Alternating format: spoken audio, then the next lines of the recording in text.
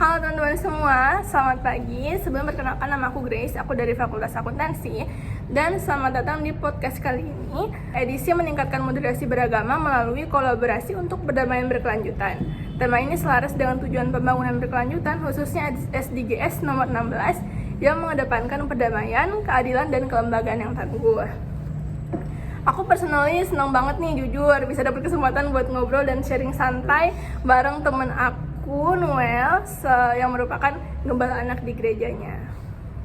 Welcome Noel, makasih banget nih udah hadir dan udah mau spend waktunya buat ngobrol sama aku di podcast kita edisi kali ini ya. Oke, thank you juga Grace. Happy banget nih bisa berpartisipasi dalam podcast kayak gini gitu kan.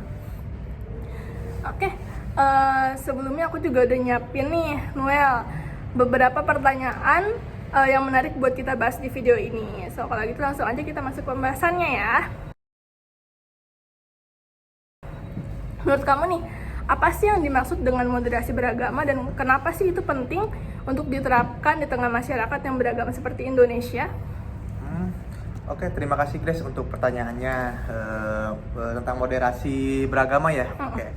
Moderasi beragama itu adalah sikap tengah-tengah dalam beragama, gak yang ekstrim ke arah liberalisme atau konservatisme yang berlebihan. Moderasi ini juga penting di Indonesia karena kita adalah negara dengan keberagaman agama, suku, dan budaya juga. Moderasi membantu menjaga toleransi, mencegah konflik, dan memperkuat harmoni sosial.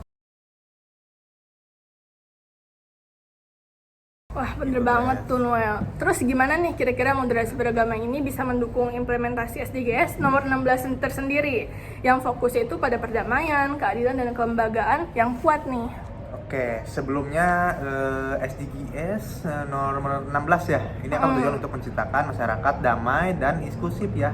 Moderasi beragama mendukung untuk tujuan ini dengan cara mempromosikan dialog antar agama, mencegah konflik berbasis agama, dan membangun kerjasama lintas keyakinan. Hal ini juga sejalan dengan upaya menciptakan perdamaian berkelanjutan yang tidak hanya bebas dari kekerasan nih, tetapi juga penuh toleransi dan saling pengertian juga.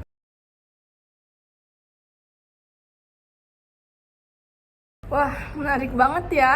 Tapi di beberapa tempat seperti yang kita ketahui nih, tantangan dalam moderasi beragama ini cukup signifikan ya.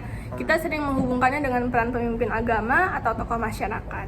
Namun, kalau dari pengalaman kamu nih sebagai guru sekolah minggu, bagaimana sih peran seorang guru sekolah minggu dalam mendukung moderasi beragama, khususnya dalam SDGs konteks nomor 16 ini? Saya pribadi sebagai guru sekolah minggu ya memiliki peran strategis nih dalam membentuk karakter anak sejak dini gitu. Gak hanya mengajarkan nilai-nilai agama, tetapi juga nilai-nilai universal nih seperti kasih, toleransi, dan perdamaian juga. Wah. Gitu.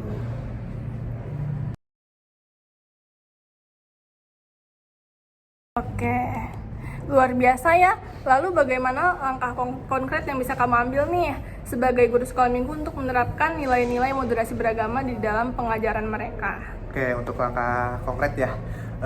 Pertama itu adalah melalui cerita guru. Selalu guru dapat menggunakan cerita dari Alkitab atau kisah sehari-hari yang menekankan pentingnya kasih kepada sesama, toleransi, dan kerjasama. Misalnya nih, seperti cerita tentang orang Samaria yang baik hati adalah contoh yang relevan.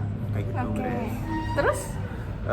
Terus juga yang kedua nih, mereka bisa mengadakan kegiatan interaktif seperti diskusi kelompok, permainan, atau proyek kecil yang mendorong anak-anak untuk bekerja sama dengan teman-teman mereka tanpa memandang perbedaan. Nah, itu poin kedua. Yang ketiganya ini, guru sekolah minggu juga bisa menjadi contoh langsung nih, anak-anak belajar dari apa yang mereka lihat. Jika guru menunjukkan sikap menghormati perbedaan dari berbicara dengan cinta kasih kepada semua orang, anak-anak akan mencoba contohnya kayak gitu. Oh gitu ya, poin-poin yang sangat inspiratif ya teman-teman buat Kayak kita Grace, gitu. dan bagus untuk dicontoh juga nih. Jadi seorang guru sekolah minggu nggak hanya membangun iman anak-anak, tapi juga menjadi pelopor perdamaian dan moderasi sejak dini ya. Makasih banyak nih Kak Noel atas tanggapannya, wawasan dan juga pengalamannya yang sudah dibagikan buat kita semua. Baik, sebelum kita ke sesi selanjutnya, apa ada pesan lagi nih Kak atau enggak harapan yang ingin disampaikan kepada pendengar kita semua? Oke, baik Grace. Tentu nih, aku mau ajak kita semua nih untuk selalu mengedepankan sikap moderat, saling menghormati dan bekerja sama dengan menciptakan masyarakat yang damai dan harmonis. Perdamaian adalah tanggung jawab kita bersama. Intinya kayak gitu, Grace. Oke. Gitu. Yeay, thank you Noel. Sedikit tambahan juga mungkin dari aku sebagai generasi muda ya, kita semua Gen Perubahan, kita bisa memanfaatkan teknologi dan media sosial untuk menyebarkan pesan moderasi, mengedukasi masyarakat tentang pentingnya toleransi.